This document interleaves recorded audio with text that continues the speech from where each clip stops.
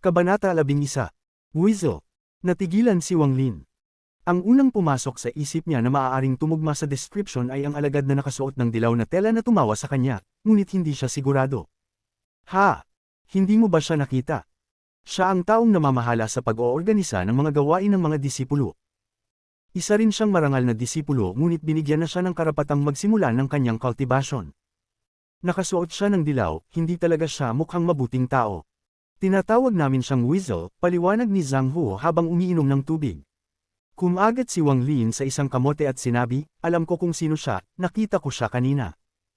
Sinabi niya sa akin na magdala ako ng 10 malalaking drum ng tubig araw-araw simula bukas, kung hindi, hindi ako makakakuha ng anumang pagkain.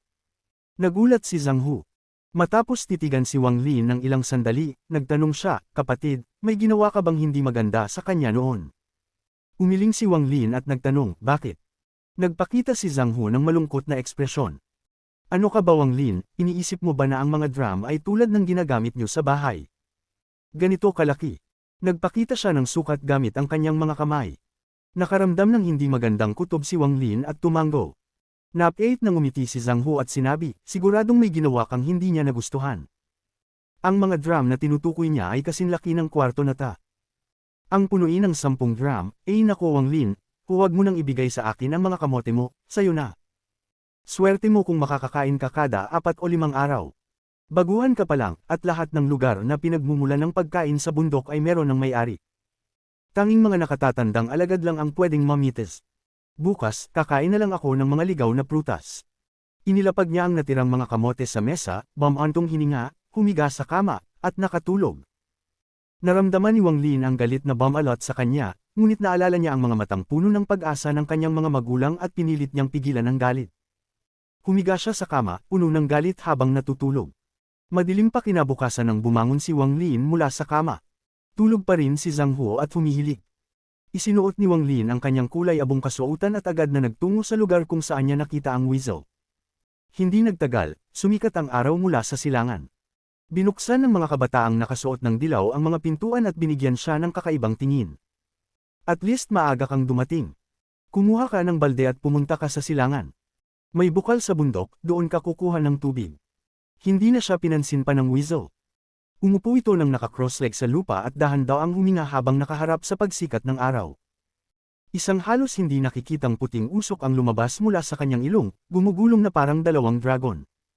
Tinitigan siya ni Wang Lin ng may inggit. Pumasok siya sa silid at tumingin-tingin.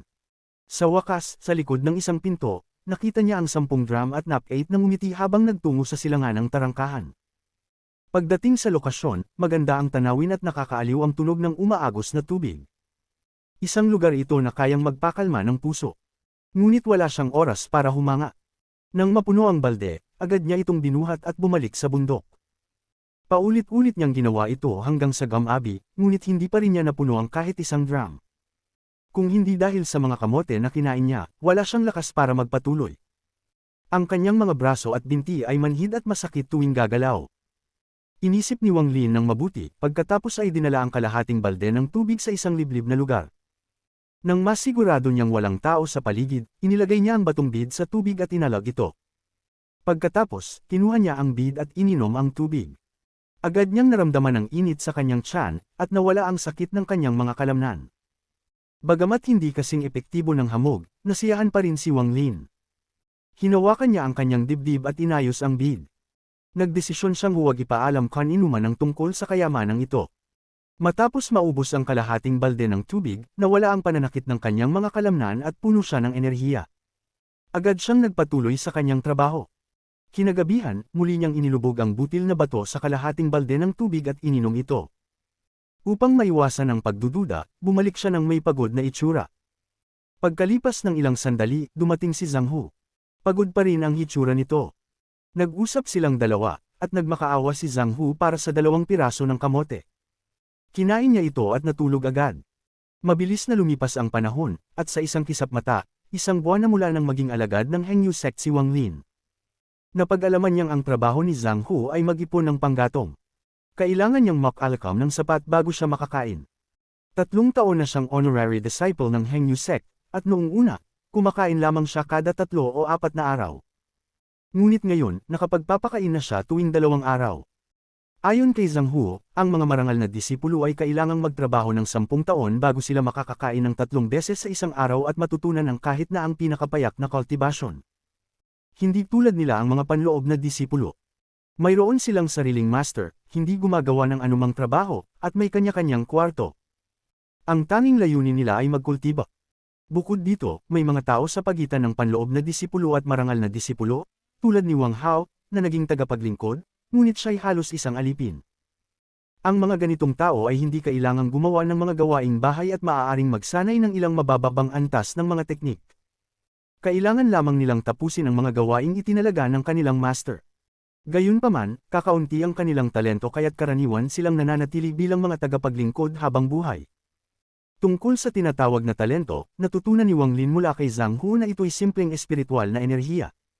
Lahat ng tao ay may ganito, ngunit iba-iba ang dami. Kung may sapat na espiritual na enerhiya, maaaring matutunan ng isang teknik ng immortal sa loob ng 1 taon. Ngunit kung kulang, aabutin ng ilang dekada o daan-daang taon. Limitado ang buhay ng tao. Ang isang may katamtamang talento ay hindi makakamit ang tagumpay sa kanyang buhay. Kaya't binibigyang halaga ng sekta ang espiritual na enerhiya. Sa buwan na ito, habang kumukuha ng tubig si Wang Lin, uminom siya ng maraming tubig galing sa may nakalubog na butil na bato, kaya't naging mas malakas ang kanyang katawan. Dati, inaabot siya ng 6 na araw upang punuin ang 10 drum, ngunit ngayon ay 3 araw na lang. Gayunpaman, upang hindi maging kainahinala, laging gumigising si Wang Lin bago sumikat ang araw at dahan-daang nagtutungo sa bundok na may dalang balde. Bagamat nagulat ang iba na natatapos niya ito sa loob ng 3 araw, inakala nilang ito'y dahil maaga siyang nagigising at huli nang natutulog. Kabanata 12. Sa buwang ito, halos lahat ng marangal na disipulo ay nakilala na si Wang Lin. Lahat sila ay mayabang ang itsura at mapanlit kung magsalita sa kanya. Hindi sila pinansin ni Wang Lin. Alam niya na ang lahat ng marangal na disipulo ay may baluktot na pag-iisip. Bago siya dumating, ang mga marangal na disipulo ay nasa pinakamababang estado. Wala silang lugar para ilabas ang kanilang galit at pagkadismaya. Ngayon, dahil si Wang Lin, na pumasok sa sekta sa pamamagitan ng pagtatangka ng pagpapakamatay, ay narito, itinuturing nila siyang mas mababa pa sa kanila at ginawang pantirya ng pang-aapi. Tumawa siya ng malamig sa sarili. Alam niyang wala siyang magagawa tungkol dito. Sa sekta, ang malalakas ang laging tama. Ang ilan sa mga marangal na disipulo ay matagal nang narito, at ang kanilang mga katawan ay malalakas na. Ang iba pa nga ay nakapag-aral ng mga immortal technique. Kung lalaban siya, tiyak na matatalo siya. Ngunit, hindi ganap na nagpapapi si Wang Lin. Inalala niya ang mga mukha ng lahat ng mga disipulo na nagmaliit sa kanya at binalak na maghayganti kapag siya'y naging sapat na malakas. Sa ganitong pag-iisip, nagkunwari siyang bulag at bingi, patuloy na nag-iigib ng tubig araw-araw, habang palihim na pinag-aaralan ang butil ng bato.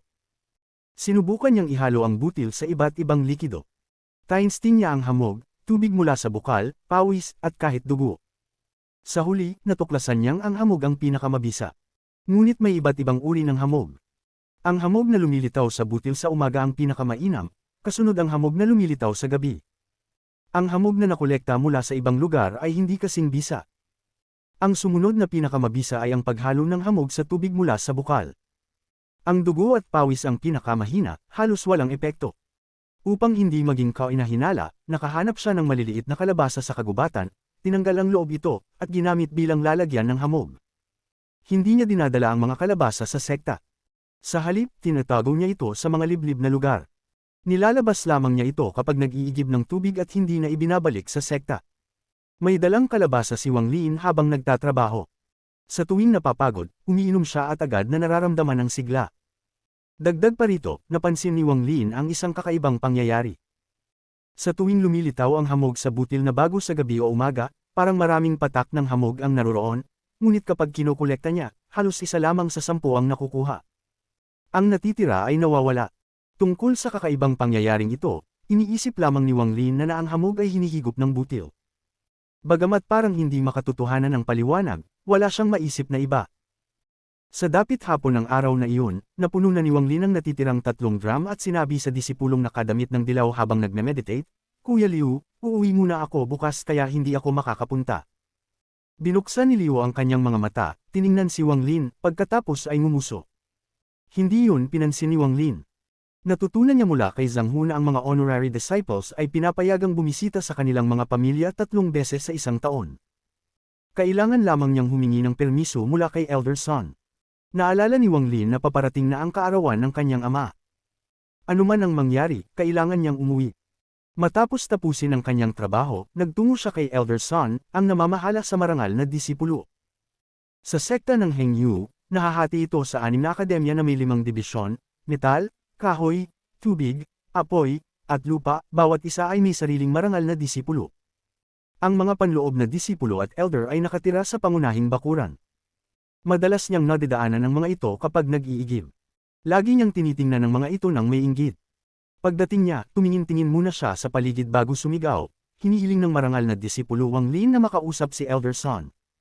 May lumapit na binata na nakasuot ng puti. Tiningnan niya si Wang Lin at nagsalita ng mayabang, "Ikaw ba si Wang Lin?" Tumango si Wang Lin habang kinakabahan.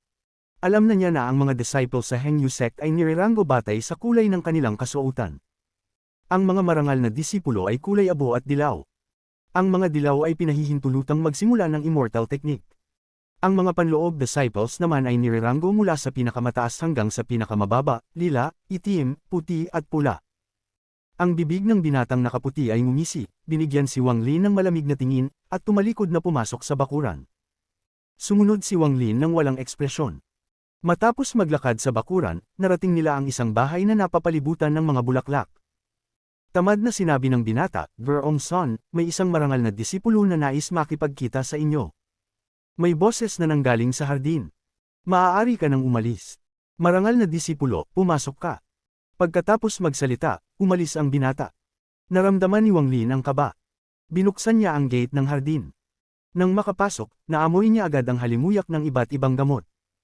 Nagtataka siya kung bakit hindi yun naamoy mula sa labas. Isang boses ang sumigaw mula sa isang kwarto, "Anong ginagawa mo dyan? Bilasan mo at sabihin mo ang pangalan mo." Agad na sinabi ni Wang Lin, "Ako po si disipulong Wang Lin, nais kong makausap si Elder Son. Bukas po ang kaarawan ng aking ama. Nais ko pong umuwi upang bumisita."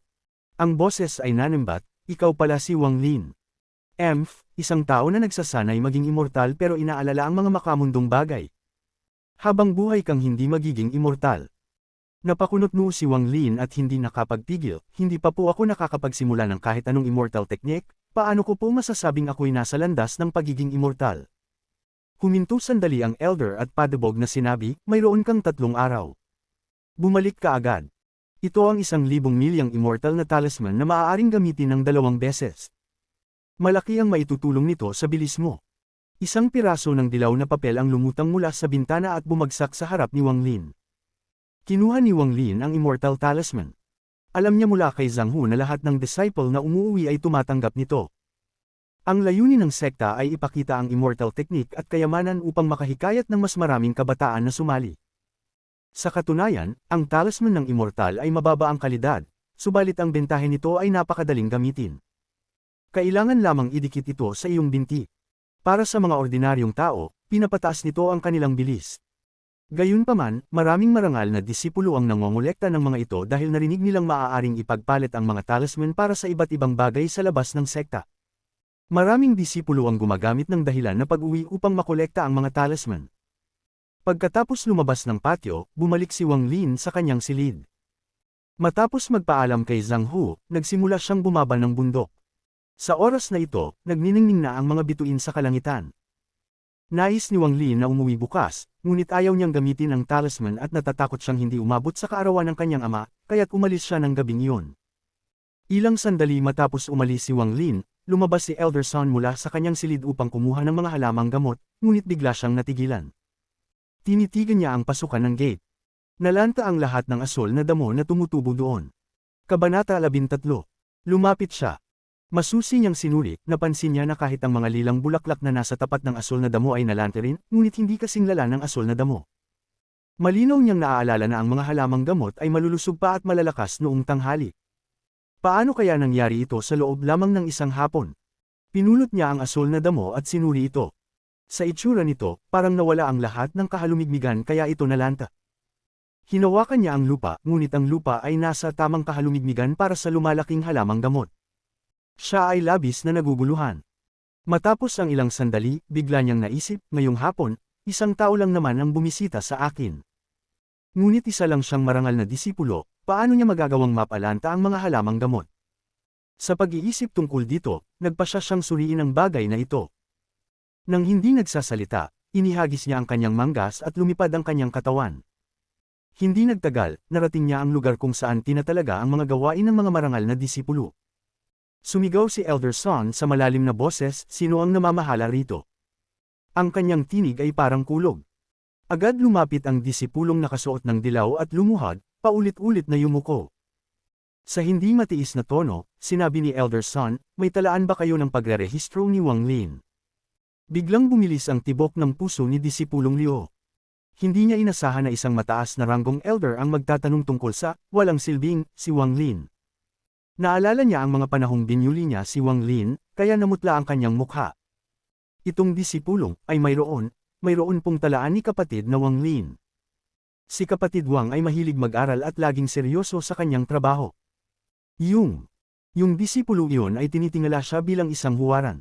Napangiti si Elder Son sa loob-loob niya ngunit hindi malaman kung matatawa o maiinis. Alam niyang ito'y maganda. Ang mas nervyos ang kausap, mas mataas ang respeto nila. Ang titulong, Elder, ay wala talagang malaking halaga sa Hengyu sect.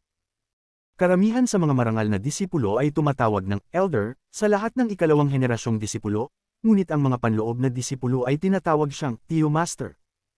Bagamat iginagalang siya ng mga marangal na disipulo, wala siyang malaking impluwensya sa mga disipulo ng ikalawang henerasyon. Maging ang mga disipulo ng ikatlong henerasyon ay hindi rin siya masyadong iginagalang. Kung hindi siya itatalaga sa walang kabuluhang trabaho ng pamamahala ng mga kahilingan ng marangal na disipulo na gustong bumisita sa kanilang tahanan. Muling nagtanong si Elder Son, saan nakatira si Wang Lin? Nasa bakuran po ng Earth Division sa Hilaga.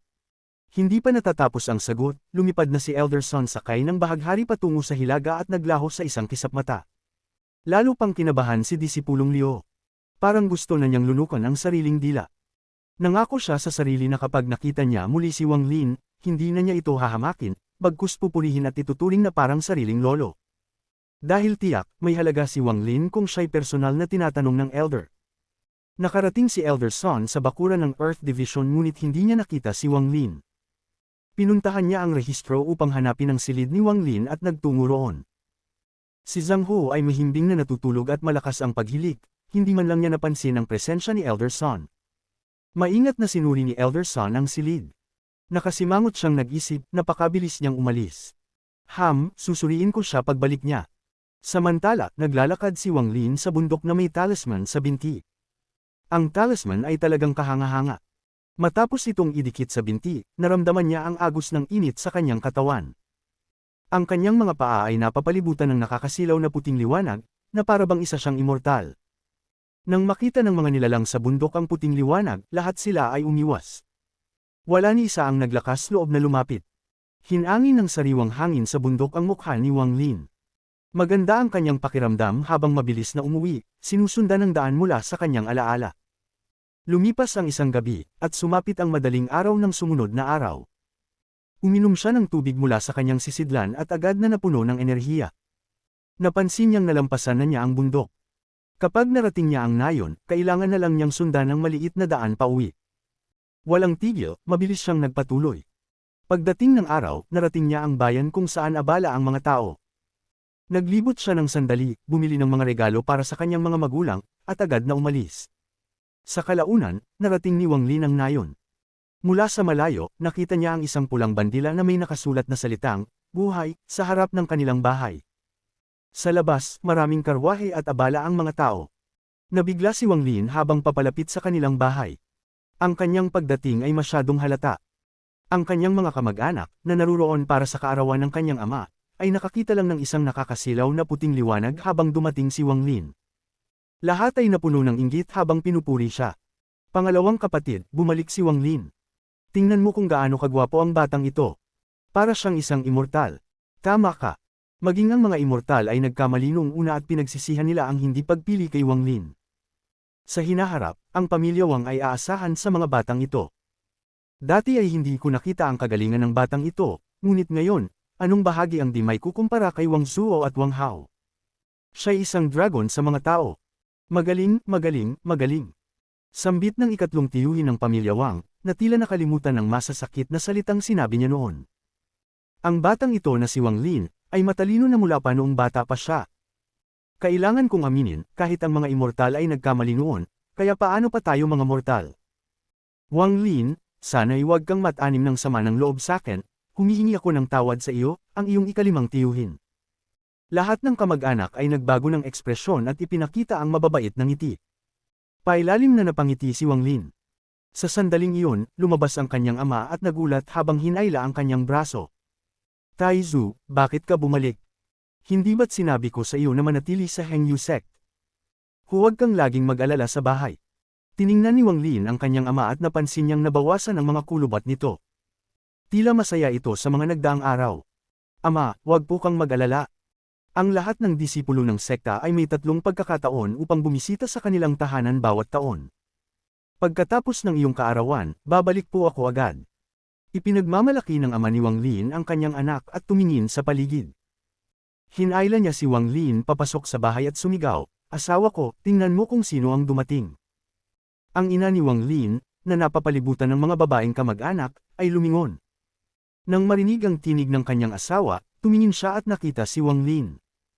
Agad siyang lumapit at nagtanong tungkol sa kalagayan ng kanyang anak.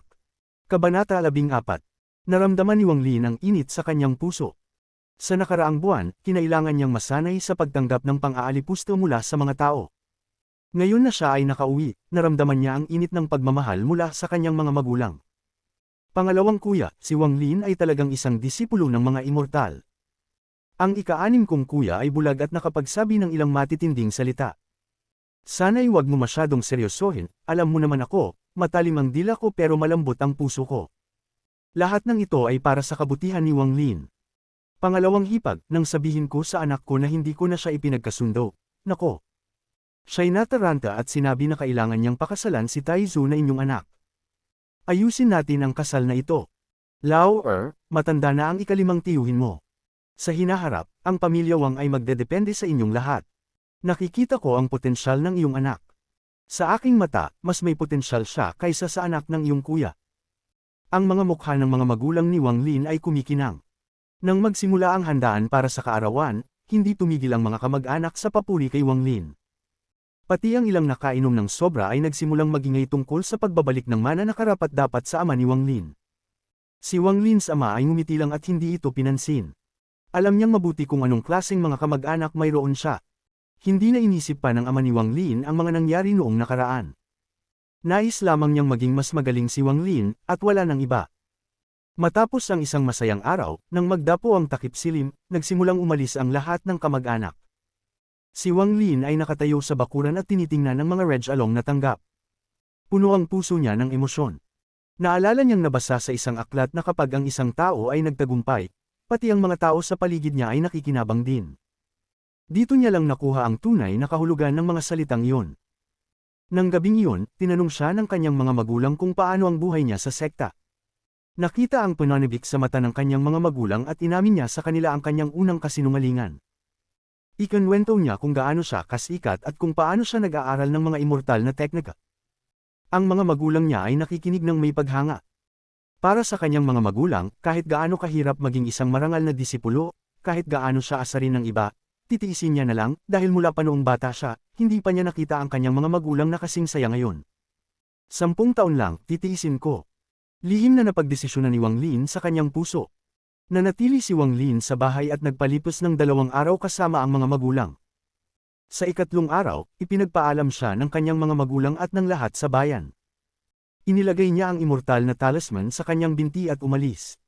Kahit malayo na siya, naririnig pa rin niya ang tinig ng mga taga-bayan. Papadilim na ang paligid. Ang langit ay puno ng madilim na ulap. May mga kulog sa langit, at ang mataas na halumigmig ay nagdulot ng mistang bamalat sa paligid. Hindi na kayanin ni Wang Lin na magpatuloy at binilisan ang kanyang lakad. Dumating siya sa Hengyu sect sa hating gabi at pumasok sa kanyang kwarto. Si Zhang Ho ay patuloy na humihilig. Si Wang Lin ay pabalik-balik sa kama ngunit hindi makatulog. Sa kalagitnaan ng gabi, umalangaw ang kulog sa labas at ang isang kidlat ay nagbigay liwanag sa buong kwarto. Hinaplos ni Wang Lin ang kwintas na nasa kanyang dibdib. Nang umuwi siya, pinagawan niyang may panloob na bulsa ang kanyang damit. Kinuha ni Wang Lin ang bato at pinagmasdan ito sa liwanag ng oil lamp. Pinagod niya ang mga mata habang tinitingnan ng mga ulap na nakaukit sa bato. Hindi tama ta. Naalala ko na noong nakaraang pagkakataon ay 5 ulap lang, pero ngayon ay 6 na. Nagulat si Wang Lin, umupo siya at bilangin ang mga ulap. Oo nga, 6 nga ang mga ulap. Lubos siyang nagulat at hindi malaman kung anong dahilan nito. Naisip niyang lalo pang magdududa siya sa bato. Ibinalik niya ito sa kanyang bulsa, pinatay ang oil lamp, at natulog. Sa labas, ang hangin ay umaatungal, ang kulog ay rumaragasa, ang kidlat ay tumatama, at ang ulan ay bumabagsak mula sa langit. Ang ulan ay pumulandet sa bintana. Si Wang Lin ay biglang nagising sa malamig na hangin. Binuksan niya ang kanyang mga mata at natigilan. Patuloy na kumikidlat at ang silid ay napuno ng makapal na mist. Ang lamesa, sahig, at pati na ang kama ay basa. Ngunit maliban sa isang basa na spot kung saan itinabi niya ang bato, si Wang Lin ay tuyo. Tiningnan niya si Zhang Hu at nakita niyang ang katawan nito ay napapalibutan ng puting mist. Basa ang kanyang mga damit, ang katawan niya ay natatakpan ng yelo, at ang kanyang mga ngipin ay magkasangga. Zhang Hu! Zhang Hu! Nagulat si Wang Lin at mabilis na tinapik si Zhang Hu. Ngunit walang reaksyon si Zhang Hu at mahina ang hininga. Nag-alala si Wang Lin. Papalabas sana siya upang humingi ng tulong sa ibang mga disipulo, nang bigla siyang huminto at hinaplos ang kanyang mga damit. Isang tanong ang pumasok sa kanyang isipan. Bakit nasa parehong kwarto tayo at parehong basa ang mga kama, pero ako'y tuyo, maliban sa basa sa parte na iyon? Pondering, binunot ni Wang Lin ang bato mula sa kanyang bulsa. Sa mga sandaling iyon, ang mga patak ng tubig ay nagsimulang maggalaw at dahan-daang lumutang. Pati ang puting mist sa paligid ni Zhang Hu ay nagsimulang magbawas ng mga patak ng tubig. Muling kumidlat at napansin ni Wang Lin na ang lahat ng patak ng tubig ay naging parang kristal at sabay-sabay na tumungo sa bato sa kanyang kamay. Mabilis na itinapon ni Wang Lin ang bato at tumigilid upang iwasan ang mga patak ng tubig. Ang mahiwagang bato ay bumagsak at gamulong papunta sa sulok ng kwarto. Lahat ng mga patak ng tubig ay mabilis na pumutok patungo sa bato at nawala. Pagkatapos ng ilang sandali, ang lahat ng tubig sa kwarto ay nawala. Pati ang mga kama ay tuyo na. Bumalik sa normal ang hininga ni Zhang Hu. Matapos ang matagal na panahon, patuloy pa ring rumaragasa ang bagyong kulog sa labas, ngunit hindi naganap na madilim ang langit at mga sinag ng buwan ay tumagos sa mga ulap. Tumayo si Wang Lin at nagdadalawang isip bago kinuha ang bato. Nang pagmasdan niyang mabuti, napansin niyang ito ay nagbago. Ang bilang ng mga ulap sa bato ay naging 7. Ang nangyaring ito ay nagdulot ng higit na pagkamausi sa kay Wang Lin sa bato, ngunit nagsimula rin siyang matakot. Kung hindi siya nagising, malamang ay mamatay sa lamig si Zhang Hu. Kung bakit siya mismo ay hindi naapektuhan, nahulaan lamang ni Wang Lin na ito ay dahil sa pag-inom niya ng maraming tubig na may halong hamog mula sa butil. Gayunpaman, labis ang kanyang pagkamausi sa kung ano ang ginagawa ng mga ulap sa bato. Pero tinanggihan niyang lumabas upang hayaang magsipsip pa ng tubig ang bato. Natatakot siya na baka magdulot ito ng pansin. Matapos mag-isip ng ilang sandali, maingat niyang inilagay ang bato sa kanyang bulsa. Hindi nagtagal, dumating ang bukang liwayway at nang maghanda si Wang Lin upang umalis para gawin ang kanyang gawain, biglang tumalon si Zhang Hu mula sa kama, sumisigaw, "Tubig! Tubig! Mamamatay ako sa uhaw!" Kabanata 15.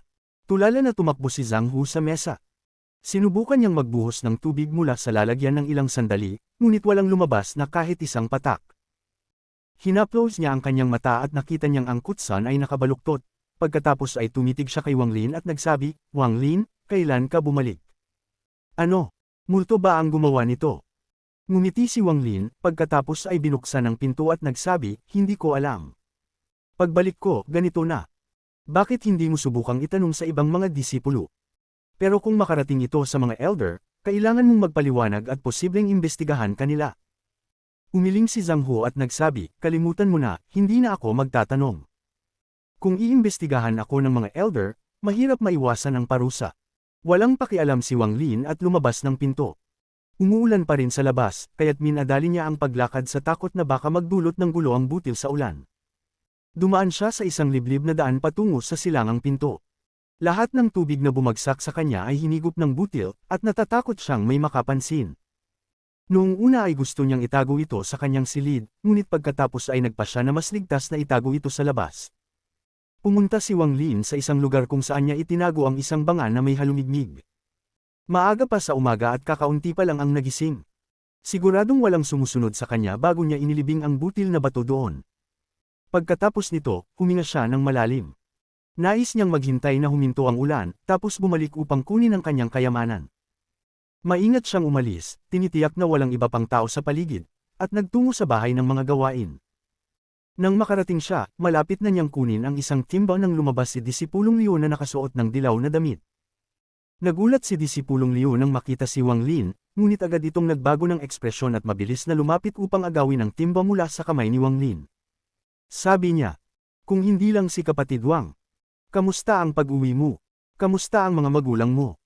Miss na miss ka na ng senior mo nitong mga araw na wala ka." Nagulat si Wang Lin, pamilyar siya sa mukha na iyon.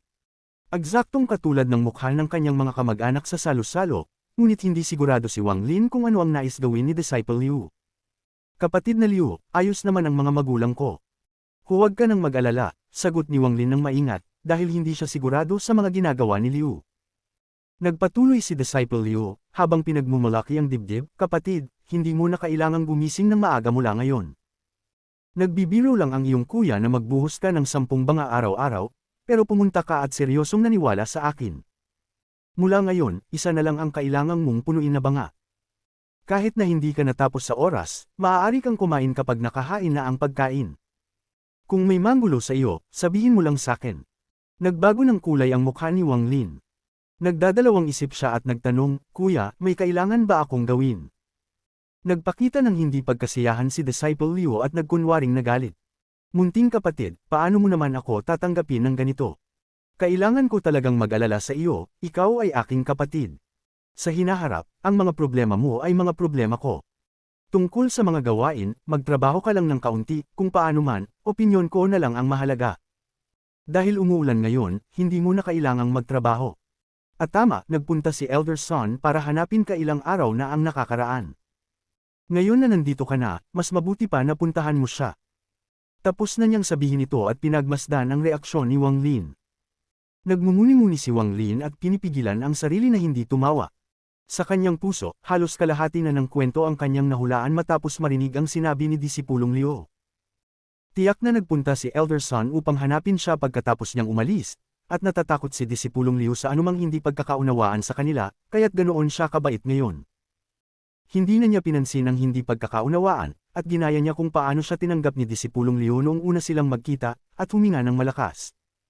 Kumabog ang puso ni Disipulong Liu nang makita ang ekspresyon ni Wang Lin. Kumpirmado ang kanyang hinala, talagang namumuhay ang batang ito ng pangarap, makuha ang atensyon ng isang elder. Kung hindi, hindi siya magiging ganito kabanggas. Tumingin siya sa sarili, siguradong maghihiganti siya sa akin mamaya. Si Disipulong Liu ay isang marangal na disipulo ng 13 taon, at gumugol ng 6 na taon sa bahay ng mga gawain. Hindi pa siya nakakita ng elder na naghahanap ng marangal na disipulo ng personal. Isang bihirang pangyayari na ang isang panloob na disipulo ay ipapadala ng elder. Hindi naisip ni Liu na baka inis si Wang Lin sa elder, ngunit haka-haka lang ito. Hindi niya rin alam, at natatakot siya kung mali siya. Naisip niya, matagal na akong nasa Hengyu sect, at alam ko kung gaano ako kaliit. Naisip ito ni Liu, at kumagat ng kanyang ngipin, kumuha ng isang piraso ng dilaw na papel, at ibinigay kay Wang Lin. "Munting kapatid, noong nakaraan, hindi kita pinansin nang makita-kita. Ito ay isang maliit na regalo, hindi ito mahalaga. Kailangan mo itong tanggapin. Kung hindi." Bago pa natapos ni Liu, kinuha na ni Wang Lin ang dilaw na papel. Nang makita ito, napansin niyang ito ay ang immortal talisman na ginagamit ng mga marangal na disipulo kapag umuwi. "Salamat, kuya. Hindi ko naman nais maging mayabang, ngunit naghihintay ang elder sa akin. Pag-usapan natin ito sa susunod," sabi ni Wang Lin habang tumatawa. Medyo naiinggit si Disciple Liu habang tumango. "Mas mahalaga ang elder, munting kapatid, pumunta ka na kaagad." Tahimik lang si Wang Lin sa labas, ngunit sa loob ng kanyang isip, puno siya ng mga tanong tungkol kay Elder Son. Bakit siya personal na nagpunta upang hanapin siya? Dahan-dahan niyang binaybay ang daan papunta sa bakuran habang iniisip ito. Naintindihan niya ang sitwasyon, ngunit sa huli, hindi siya makapagbigay ng conclusion. Baka nalaman niya ang tungkol sa butil na bato. Naisip ni Wang Lin. Pinihira niya ito ng ilang sandali. Wala siyang kakayahan upang magbigay ng suhol kay Elder Son, at kung hindi siya pupunta, magiging kasalanan niya, kaya't mas mabuti nang magpanggap na hindi niya alam. Dahil hindi na siya may hawak na bid, tumigil na siya sa pag-iisip nito at naglakad pa. Pagkalipas ng ilang sandali, nang makarating siya sa bakuran at magbigay ng abiso, lumabas ang binata na nakaputi at nagulat. Ano, uuwi ka na naman? Itinaas ni Wang Lin ang kanyang kilay bago siya makapagsalita. Narinig niya ang boses ni Elder Son mula sa loob ng bakuran. Bilis, dalhin siya rito. Nang walang antala. Ngumisi ang bibig ng disipulo sa puti, tumingin kay Wang Lin na parang may katanungan, pagkatapos ay bumalik sa loob ng bakuran. Tahimik na sumunod si Wang Lin. Pagdating sa tahanan ni Elder Son, umalis ang kabataan sa puti. Bago umalis, pinanood niya si Wang Lin ng isang tanong na tingin.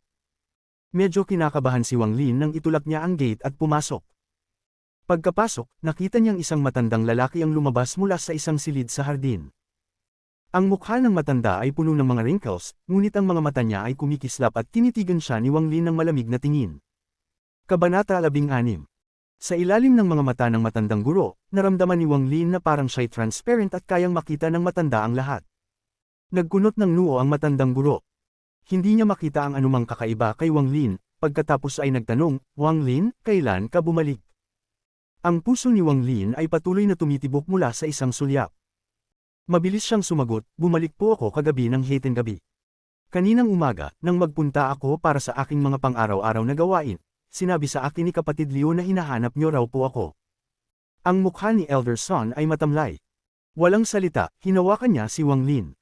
Sa isang hakbang, sila ay naglaho sa isang bahagharing ulap patungo sa silid ni Wang Lin. Masyadong mabilis ang bilis. Nararamdaman ni Wang Lin na halos mamatay siya sa kakulangan sa hangin, ngunit buti na lang at maikli lamang ang biyahe.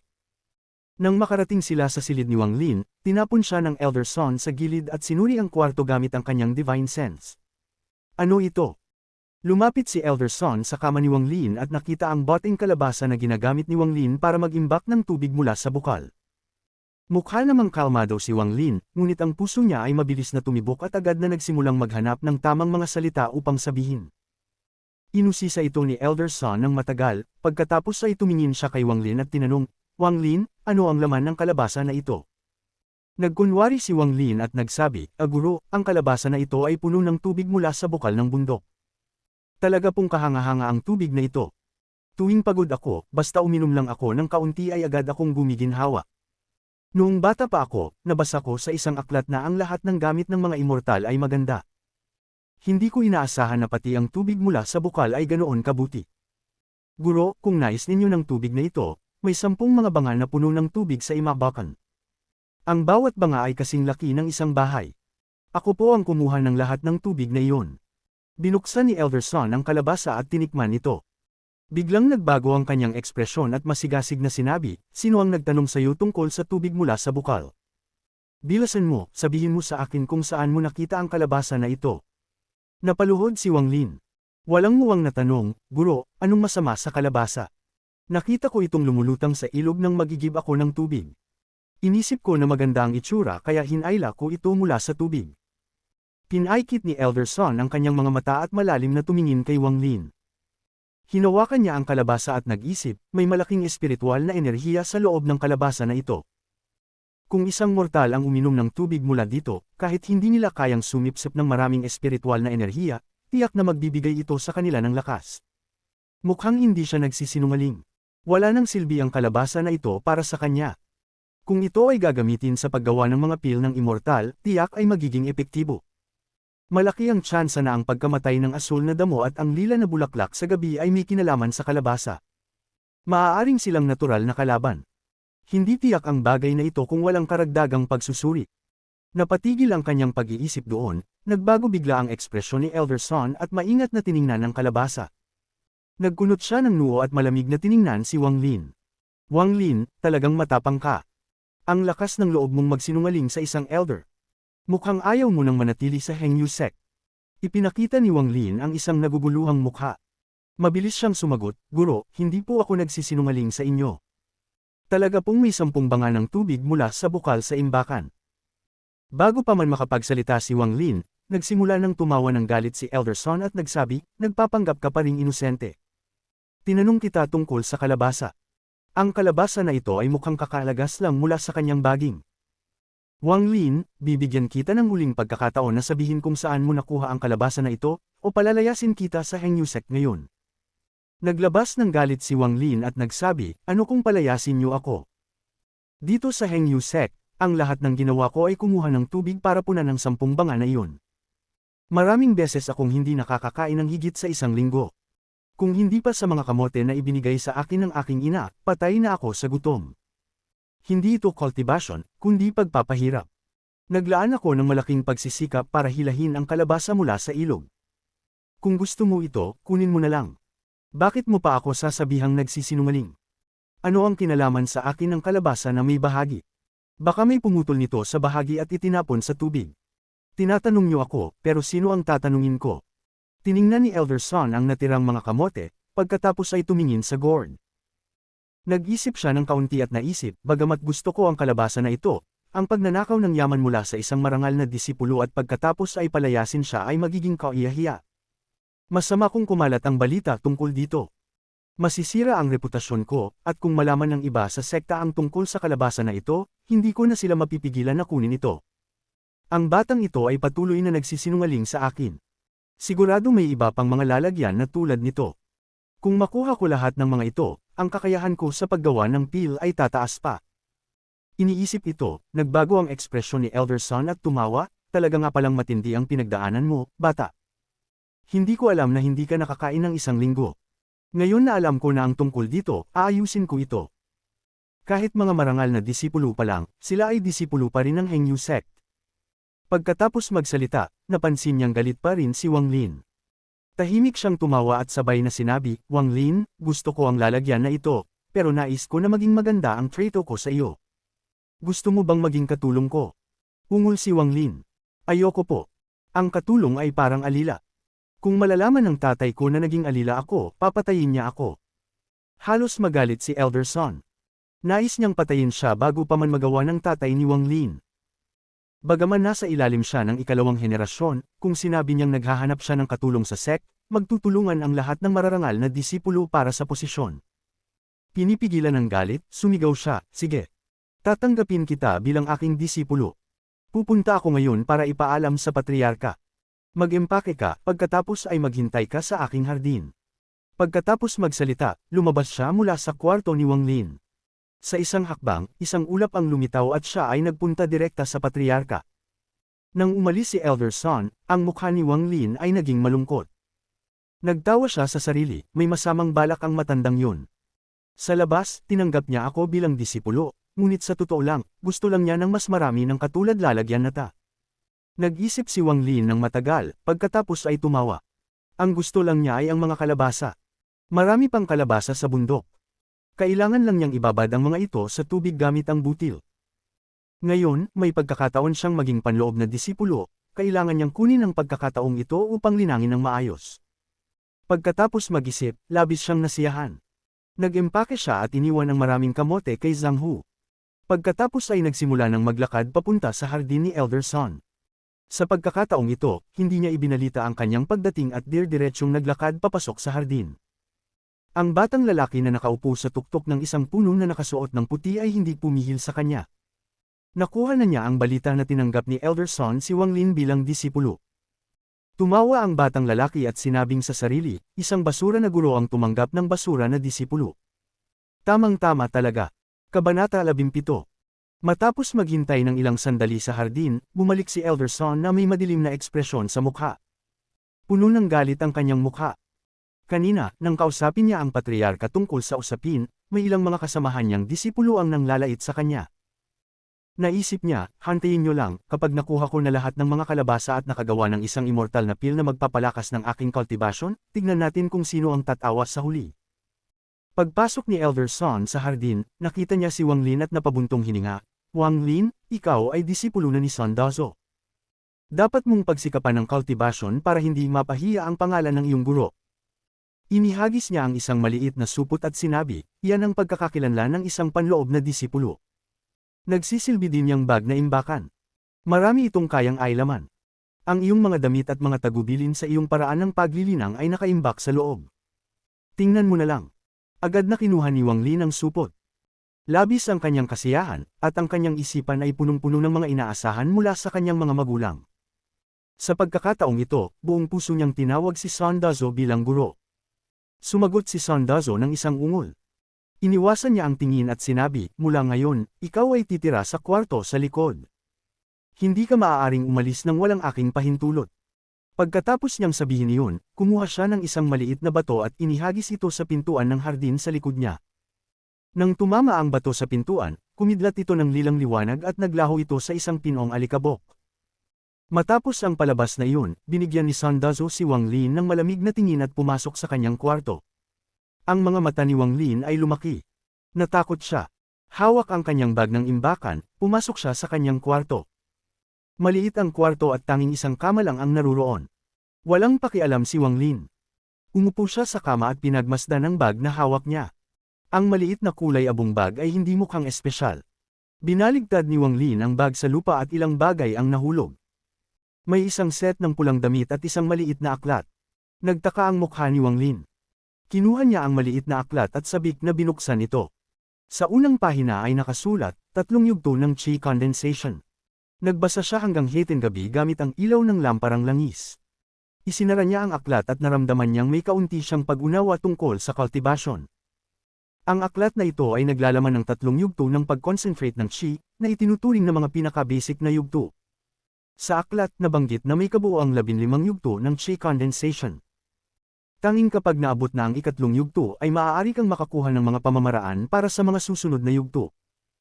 Ang tinatawag na Qi condensation ay ang pag-absorb ng spiritual energy mula sa langit at lupa upang baguhin ang katawan at magtayo ng pundasyon para sa hinaharap. Ito rin ay isang pagsubok kung gaano kahusay ang likas na talento ng isang tao.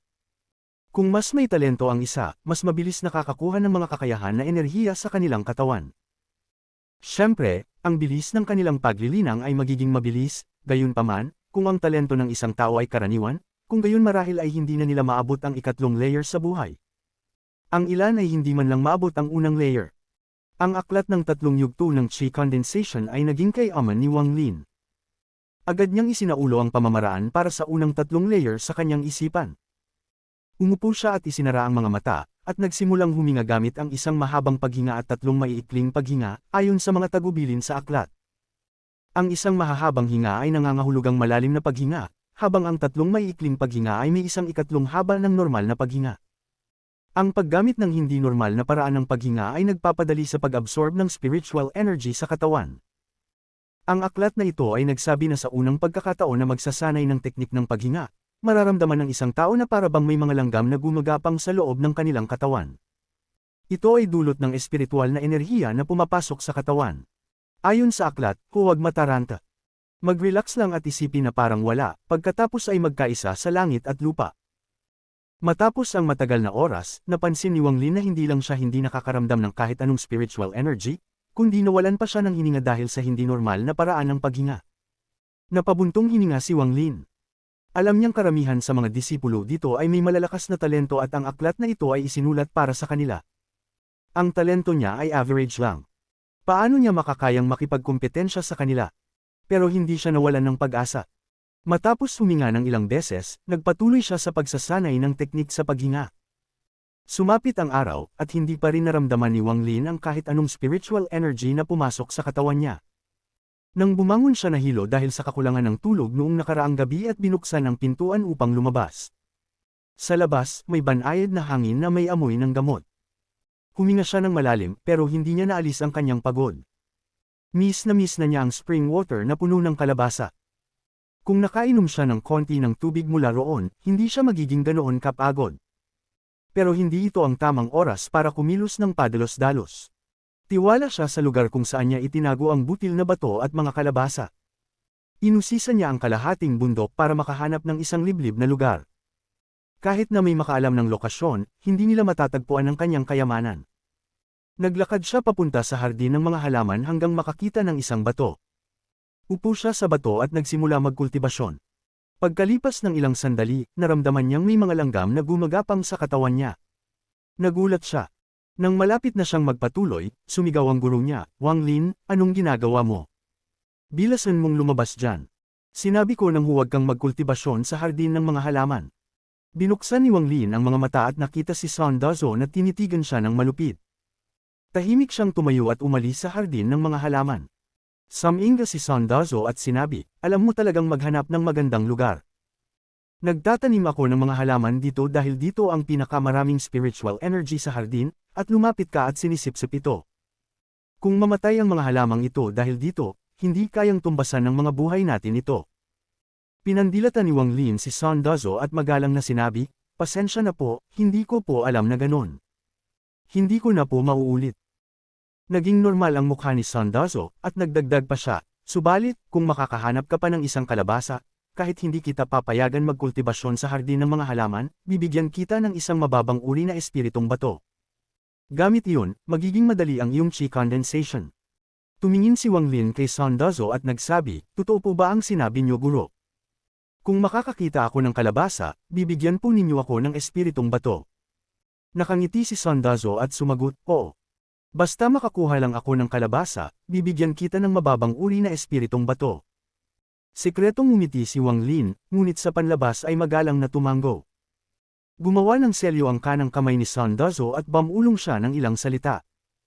Inihagis niya ang kamay at bumukas ang pintuan. Hinaplos ang kanyang balbas at sinabi, sige na. Umalis ka na at bumalik ka agad. Kabanata 18. Umalis si Wang Lin sa hardin nang hindi nagsalita. Ang kanyang pulang uniforme ay agad na nakatawag pansin sa mga marangal na disipulo.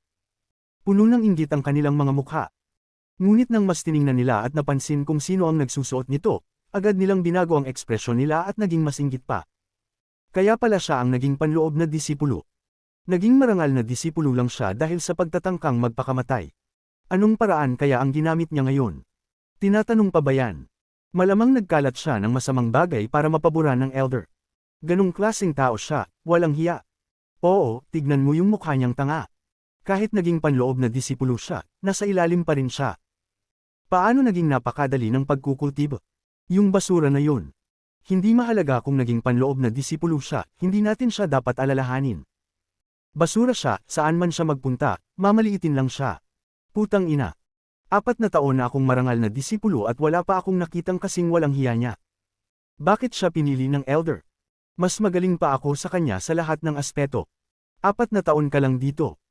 Ako 12 taon na, pero sarili ko lang nakakayahan ang ginamit ko. Tingnan mo kung gaano siya kayabang. Palaging naglalaban ng panloob na disipulo, kaya maghintay na lang tayo at panoorin ang palabas. Narinig ni Wang Lin lahat ng mga salitang iyon. Pinagmasdan niya silang may malamig na tingin. Hindi pa siya ganoon kalakas ngayon, ngunit maghihiganti siya balang araw. Pagkatapos ng ilang sandali, nakarating siya sa silangang pintuan. Tumakbo siya sa maliit na daan hanggang sa makarating siya sa bukal. Nilinis niya ang mukha gamit ang malamig na tubig para magising at kumuha ng ilang inumin bago umupo at magsimulang mag-isip. Umakyat si Elder Son sa isang malapit na puno, sabay mura, itong batang ito. Sabi niya maghahanap siya ng kalabasa. Hindi ko akalain na talagang maghihintay siya dito na may lumutang na kalabasa. Pagkatapos umalis ni Wang Lin, agad siyang sinundan ni Elder Son upang makita kung saan niya nakuha ang kalabasa. Ngunit hindi niya inasahan na uupo si Wang Lin at magsisimulang magkultiba. Mas malaki ang spiritual energy dito kumpara sa kanyang kwarto, ngunit hindi kasing siksik ng sa hardin ng halamanan. Ayon sa kanyang pagkaintindi, ang chi condensation ay tungkol sa dami ng spiritual energy sa katawan ng isang tao. Bagamat kaunti lang ang kaya niyang kunin sa ngayon, ito ay maaring ayusin sa paglipas ng panahon. Tama ang hinala ni Wang Lin. Ang chi condensation ay ang proseso ng pagpasok ng spiritual energy sa katawan upang bumuo ng magandang pundasyon para sa hinaharap. Nagpatuloy si Wang Lin sa pagninilay ng teknik sa paghinga hanggang tanghali, pagkatapos ay tumayo at naginat. Hindi pa niya nararamdaman ang pakiramdam ng mga langgam na gumagapang sa katawan niya. Tumayo siya sa tabi ng bukal at iniisip na hindi siya pinapayagang umalis ni Elder Son ng walang dahilan. Sigurado siyang may nagmamasid sa kanya. Hinaplos niya ang kanyang tiyan at casual na naglakad pabalik sa sekta. Si Elder Son ay sumabog sa galit. Naghintay siya ng buong umaga nang walang saysay. Bulong niya, lintik. Niloloko mo lang ang matandang tulad ko. Kung hindi ka magtatagumpay sa isang araw, maghihintay ako ng 1 buwan. Kung hindi pa sapat, maghihintay ako ng 1 taon. Hindi ako maniniwala na wala kang ibang kalabasa. Pagkatapos niyang magsalita, nakarating siya sa hardin ng gamot bago si Wang Lin. Pagkatapos ng ilang sandali, casual na naglakad si Wang Lin pabalik. Hinaplos ni Sandazo ang balbas at tinanong, "Disipulo, nakakita ka ba ng kalabasa kaninang umaga?" Bumantong hininga si Wang Lin at umiling. "Guro, naghintay po ako buong umaga sa bukal, ngunit wala akong nahanap na kalabasa. Maghihintay po ako mamaya, baka swertehin ako." Sa isip ni Sandazo, buong umagang nakapikit ang iyong mga mata, kahit na may dumaan na lumulutang na kalabasa, siguradong hindi mo makikita. Ngunit sabi niya, "Magaling. Wang Lin, kumain ka muna, pagkatapos ay puntahan mo ulit mamaya." Sumagot si Wang Lin ng mahinahon.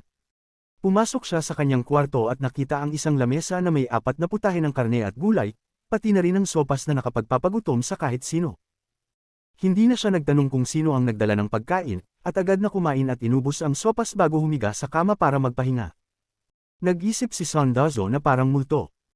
Tumingin siya at nagsalita, "Sinusunod ko lang ang patakaran ng sekta, kaya hindi ko nilagyan ng lason ng pagkain mo, ngunit maglalagay ako ng gamot na haadlang sa iyong spiritual energy na pagsipsip. Sa iyong normal na kakayahan at sa aking gamot, hindi ka makakaabot sa ikatlong layer ng chi condensation. Mananatili kang ilalim ng aking kontrol." Pagkalipas ng 1 oras, nagising si Wang Lin. Inayos ang sarili at naglakad pabalik sa bukal at nagsimulang magkultiba uli. Nagkultiba siya hanggang dumating ang gabi, bago tumayo at tahimik na pumasok sa kagubatan sa bundok. Si Sandazo na nakaupo sa malapit na puno ay tahimik na sumunod kay Wang Lin. Unti-unting gumawa si Wang Lin ng mga pagliko, pakanan at pakaliwa sa bundok at tiningnan ang kanyang paligid. Biglang lumiwanag ang mukha niya nang makarating siya sa isang baging na puno ng mga kalabasa. Kumuha siya ng isang maliit na kalabasa na maganda ang hitsura, pagkatapos ay mabilis na umalis. Nang umalis si Wang Lin, nalito si Sandazo. Hindi niya maintindihan, kahit anong tingin niya, mukhang normal lang ang kalabasa. Kumuha siya ng ilang kalabasa at naglaho. Sinundan ni Wang Lin ang daan sa bundok at mabilis na bumalik sa sekta. Hindi niya pinansin ang mga salita ng ibang mga disipulo. Pagpasok sa hardin ng gamot, nakita niya ang malungkot na mukha ni Sandazo na nakatingin sa kanya. Kaagad niyang ibinigay ang kalabasa kay Elder Son at sinabi, "Guro, ang swerte ko ngayong hapon. Kahit na hindi ako nakakita ng kalabasa sa bukal, naglakad-lakad ako sa bundok at nakakita ng maraming kalabasa. Mukhang ang isa na ito ay katulad nung nakuha ko dati. Guro, ano sa tingin niyo?" Muntik nang magalit si Sandazo, ngunit pinigilan niya ito at pilit na ngumiti. Kinuha niya ang kalabasa at itinapon sa gilid ng hindi tinitingnan, pagkatapos ay sinabi kay Wang Lin, "Bawat salita, ang kalabasa na gusto ko ay yung puno ng spiritual energy tulad ng sayo. Bakit ko gugustuhin ang isang ordinaryong kalabasa?" Hindi na niya napigilan ng galit kaya sumigaw siya sa huling mga salita. Nasayang ang isang buong araw niya sa pagsunod sa batang ito at niloko siya upang pumili at subukan ng ilang ordinaryong kalabasa. Kabanata 11. Nang maisip niya ang tungkol sa mga kalabasa, hindi niya mapigilan ang kanyang galit. Kahit anong tingin niya sa mga kalabasa sa kanyang pag-uwi, tila normal lamang ang mga ito. Hinukay niya pa ang loob ng mga ito upang lagyan ng tubig mula sa bukal. Nahuli siya ng isang kapwa estudyante at tinuwanan siya. Ngunit si Wang Lin ay lihim na tumawa sa kanyang sarili. Sa labas, nagpakita siya ng inosenteng mukha at sinabing, "Hindi ko po alam kung ano ang espiritual na enerhiya. Narinig ko lang na sinabi niyo na bibigyan niyo ako ng espiritual na bato kung magdadala ako ng kalabasa. Pwede mo niyo po bang ipaliwanag kung ano ang espiritual na enerhiya?" Nakaramdam ng pagkahilo si Sandazo. Tiningnan niya si Wang Lin ng seryoso ng matagal. Nagsimula siyang magduda na ang kalabasa ay talagang kakaiba at sadyang napulot lang ito ng batang ito sa isang pagkakataon. Matapos mag-isip ng kaunti, napagtanto niyang makatwiran ang sinabi ni Wang Lin. Sa unang antas lamang ng chi condensation maaaring madama ang espiritual na enerhiya sa paligid. Matapos mag-isip, pinagsisihan niyang nilagyan ng gamot ang pagkain ni Wang Lin. Mahina na nga ang talento ng bata, at dahil sa gamot, aabutin pa ng 30 hanggang 50 taon bago siya umabot sa unang antas ng chi condensation. Napabuntong hininga si Sandazo, ngunit ayaw niyang sumuko. Nag-aatubili niyang inilabas ang isang mababang kalidad na espiritual na bato at inihagis ito kay Wang Lin. Iyan ang ipinangako kong mababang kalidad na espiritual na bato. Gamitin mo yan upang magkultibo at mabilis kang makakarating sa unang antas ng chi condensation. Mabilis na kinuha ito ni Wang Lin at bumalik sa kanyang silid matapos magpasalamat. Nanatiling nakatayo si Sandazo ng matagal bago napabuntong hininga at sinabi sa sarili, ito ang tanging paraan upang makita kung nagsisinungaling siya. Ang soul search ay isang simpleng immortal na teknik. Ang pinakamasamang posibleng kahihinatnan para sa taong ginamitan nito ay ang kamatayan dahil sa pagkawasak ng kanilang kaluluwa. Ang pinakamabuti ay maging isang inutil. Ngunit ang teknik na ito ay may kapintasan. Hanggat hindi umaabot sa core formation stage, kung gagamitin ito sa isang mortal, ang gumagamit ay magdurusa ng parehong pinsala gaya ng target. Kapag nasa core formation stage na, hindi na ito issue. Gayunpaman, maaari lamang itong gamitin ng 3 beses sa buong buhay, at sa bawat paggamit, mawawala ng isang antas ng kultibasyon ng gumagamit. Nakaupo si Wang Lin nang nakapulupot ang mga binti sa kanyang silid. Kahit paano niya obserbahan ang bato, tila wala naman itong kakaiba. Ngunit habang hawak niya ito, nararamdaman niyang nagiging malinaw ang kanyang isipan. Sinimulan niyang magkultiba. Lumipas ang gabi. Napabuntong hininga si Wang Lin. Hindi pa rin niya nararamdaman ang pakiramdam ng mga langgam na gumagapang sa kanyang katawan. Walang tanda ng espiritual na enerhiya sa kanyang katawan. Mapait siyang ngumiti. Sa sandaling iyon, may pumasok sa kanyang silid. Si Sun Dazo ay may madilim na ekspresyon at may dalang mangkok ng itim na likido. Inumin mo ito. Nagulat si Wang Lin. Maingat niyang tiningnan ito. Bago inumin, nagtanong siya, Guro, ano po ito? Nagalit si Sun Dazo sa ekspresyon ni Wang Lin. Sumigaw siya, sa tingin mo ba ay sasaktan kita? Kung hindi upang matulungan kang makarating sa unang antas ng chi condensation, sa tingin mo ba gagastos ako ng buong gabi at mag-aaksaya ng mahalagang mga halamang gamot upang gawin ang gamot na ito? Nag-alinlangan si Wang Lin at nakita ang hindi magandang tingin ni Sun Dazo. Kinuha niya ang mangkok at mabilis na ininom ang gamot. Pagkatapos niyang inumin ito, nakaramdam siya ng matinding init mula sa kanyang tiyan. Kumalat ito sa kanyang buong katawan, at tila siya'y piniprito sa apoy. Nagdilim ang kanyang paningin. Nahulog ang mangkok, at pakiramdam niya ay matutulog na siya. Bilasan mong magkultiba. Tutulungan kita. Walang pag-aatubili, inilagay ni Sun Dazo ang kamay sa dibdib ni Wang Lin. Pumasok ang malamig na enerhiya sa ulo ni Wang Lin, nilinaw ang kanyang isipan. Agad siyang nagsimulang magkultiba. Malungkot na tiningnan ni Sun Dazo ang mangkok sa sahig at nagbulong ng ilang salita. Kumuha siya ng ilang mababang kalidad na espiritual na bato at inilagay ito sa paligid ni Wang Lin. Sa isip niya, bata, malaki ang inilalagay kong puhunan sa iyo ngayon. Sa hinaharap, dapat mong bayaran lahat ng ito. Pagkaraan ng ilang sandali, naramdaman ni Wang Lin ang pakiramdam ng mga langgam na gumagapang sa kanyang katawan. Ngunit biglang, isang maruming chi ang lumitaw sa loob ng kanyang katawan at mabilis na winasak ang chi na naipon mula sa gamot. Naging mapait ang mukha ni Sun Dazo. Alam niyang ang pinagmula ng maruming chi ay ang chi na nabasag na damo na inilagay niya sa pagkain ni Wang Lin kahapon. Kahit nagamit ang lahat ng espiritual na enerhiya mula sa gamot, wala pa ring naipong chi sa katawan ni Wang Lin. Napabuntong hininga si Sun Dazo. Tiningnan niya si Wang Lin nang may halong damdamin. Binuksan ni Wang Lin ang kanyang mga mata. Magaan ang kanyang pakiramdam, at napaka-komportable ng kanyang katawan. Ngunit bago siya makapagpasalamat kay Sun Dazo, napansin niya ang mapait na mukha ng matanda. Walang sinabi si Sun Dazo at umalis. Naguluhan si Wang Lin. Hindi niya alam kung ano ang problema ni Sun Dazo. Lumabas siya at sumigaw, Guro, pupunta ako sa bukal para tingnan kung gaano ako kaswert ngayon. Walang sinabi si Sun Dazo, ngunit kusang bumukas ang gate sa hardin. Habang naglalakad palabas, sumunod pa rin si Sun Dazo, ayaw sumuko. Mabilis na lumipas ang isang buwan. Araw-araw, pumupunta si Wang Lin sa bukal upang magkultiba, at araw-araw, sumunod si Sun Dazo. Lalo siyang nawalan ng pag-asa bawat araw. Sa loob ng buwan, binibigyan niya ng gamot si Wang Lin araw-araw upang tulungan itong mag-condense ng chi, ngunit lahat ay nabigo. Lumala ang ugali ni Sun Dazo. Ang pinaka-napansin ni Sun Dazo ay unti-unting nawawala ang espiritual na enerhiya sa kalabasa. Pagkalipas ng isang buwan, ang tubig mula sa bukal na inilagay sa kalabasa ay naging normal na tubig lamang. Sa wakas, naging karaniwang kalabasa na ito. Napuno ng pagkadismaya si Sun Dazo.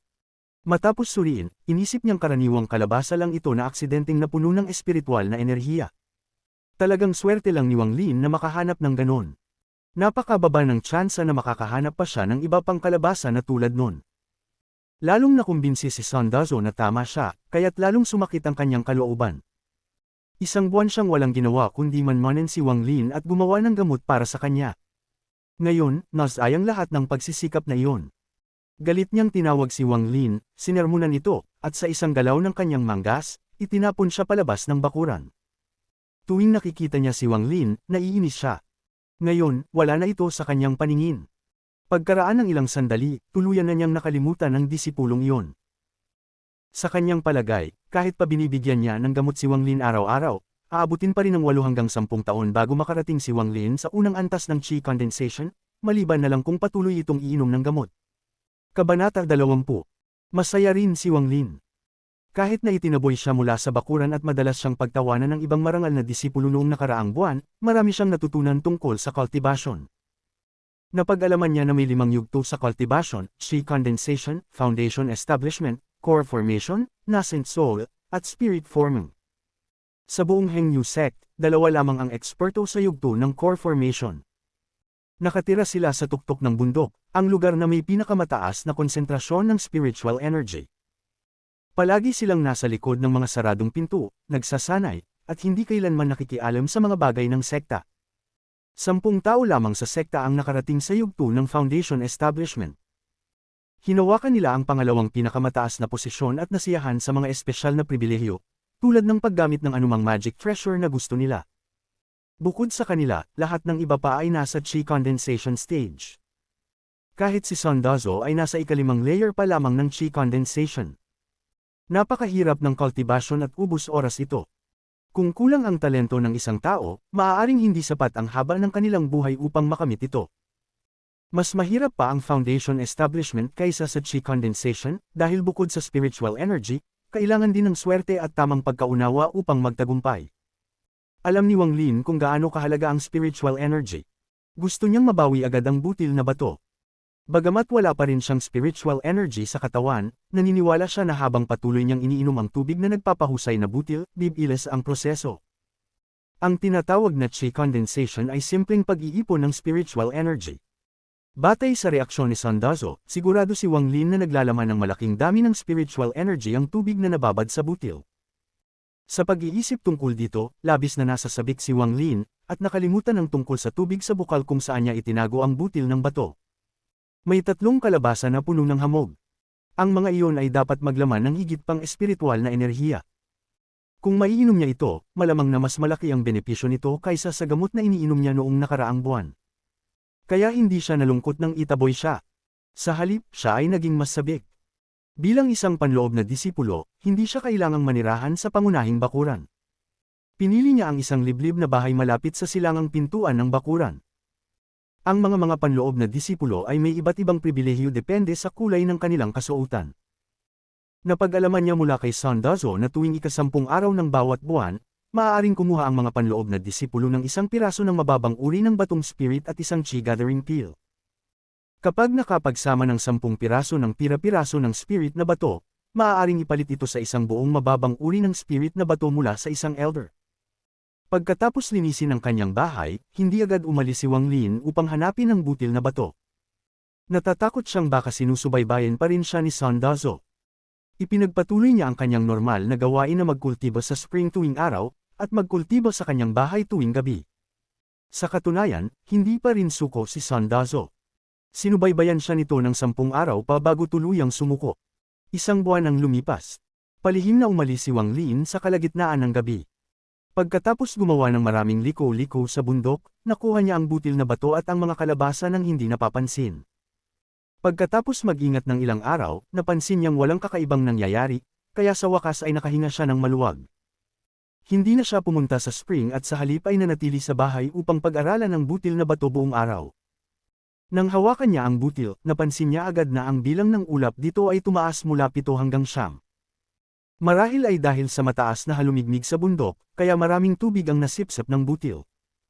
Pagbukas niya ng 3 kalabasa, napansin niyang ang hamog sa loob nito ay naging malapot, lalo na ang isa na naglalaman ng hamog ng umaga.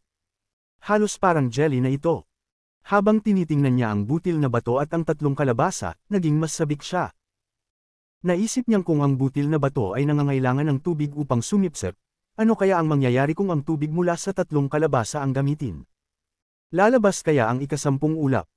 Naisip niyang ang butil ay napakaliit na. Sa ngayon, halos natatakpan na ito ng 9 na ulap. Isang lugar na kasing laki ng kuko na lang ang natira sa butil. Tiyak niyang doon lilito ang ika-10 ulap. Ngunit ngayon ay araw ng pagkuha ng fragment ng batong spirit. Napansin niyang palubog na ang araw. Inilagay niya ang butil na bato at ang mga kalabasa sa kanyang bag na imbakan bago umalis ng kwarto. Alam na niya ang sekta, kaya mabilis siyang nakarating sa pangunahing bakuran. Tumakbo siya patungo sa pillhouse bago dumilim. Habang papalapit, narinig niya ang isang pamilyar na boses mula sa malayo. Apprentice Sister Joe, pinayagan ako ni Master na magsanay ng nakasara ang pinto ng 3 buwan upang maabot ang unang layer ng chi condensation, pero palagi kitang naiisip. Hindi ko mapakalma ang aking puso. Gusto kong mabilis na maabot ang unang layer ng chi condensation para makita-kita. Kagabi, sa wakas ay naabot ko ito, kaya agad akong tumakbo para kunin ang bulaklak na ito para sa iyo mula sa bundok. Tingnan mo kung gaano kaganda ang bulaklak na ito. May malaking ahas na nagbabantay dito kaya kinailangan ko pang magsikap upang makuha ito. Tingnan mo, nasugatan pa ang aking siko dahil dito. Napatigil si Wang Lin at napasimangot.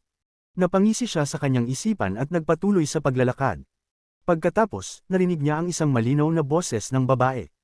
Apprentice Brother Wang, ang pamilya ko ay mga doktor. Ang bulaklak na ito ay karaniwang tinatawag na asuka. Marami nito sa bundok. Ngayon ko lang narinig na may ahas na nagbabantay dito.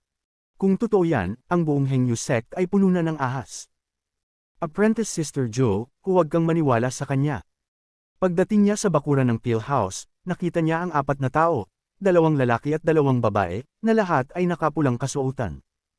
Isa sa mga lalaki ay mukhang napakagwapo at maayos ang bihis. Halatang nahihiya siya at tila may balak ng sumagot, ngunit bigla niyang napansin si Wang Lin. Agad siyang tumitig sa pintuan na may hindi makapaniwalang ekspresyon at sinabi, Wang Lin. Ikaw, bakit ka narito? Dapat nasa bahay ka at gumagawa ng mga kahoy kasama ang iyong ama. Isa sa mga babae sa gilid ang nagsalita, Wang Lin. Ikaw pala ang naging marangal na disipulo sa pamamagitan ng tangkang pagpapakamatay, at pagkatapos ay naging panloob na disipulo dahil sa pagsipsip kay Elder Son. Ang kanyang makintab na itim na buhok ay nakapusod, at siya ay may makapal na kilay at malalaking itim na mata. Napakaganda niya. Ang mukha ng 2 pang naruroon ay puno ng gulat habang nakatitig kay Wang Lin. Isa sa mga babae ay may malalaking mata na parang mata ng bata, pinalamutian ng magagandang pilik mata. Ang kanyang mga mata ay parang 2 kristal na bola, nagpapakita ng interes. Nananatiling walang ekspresyon ang mukha ni Wang Lin habang tinitingnan ng mga tao sa kanyang harapan. Nang marinig niya ang boses ng babae, naalala niya na siya ang nangungutya kay Wang Zuo. Ngunit habang tinitingnan niya ito, napagtanto niyang pamilyar ang babae. Nag-isip siya ng mabuti at naalala na isa siya ang sa mga napili noong araw ng pagpili ng disipulo. Matapos niyang makilala ito, inisip niya na ang isa pa ay si Apprentice Sister Joe, ang babaeng sinusubukan bigyan ng bulaklak ni Wang Zuo.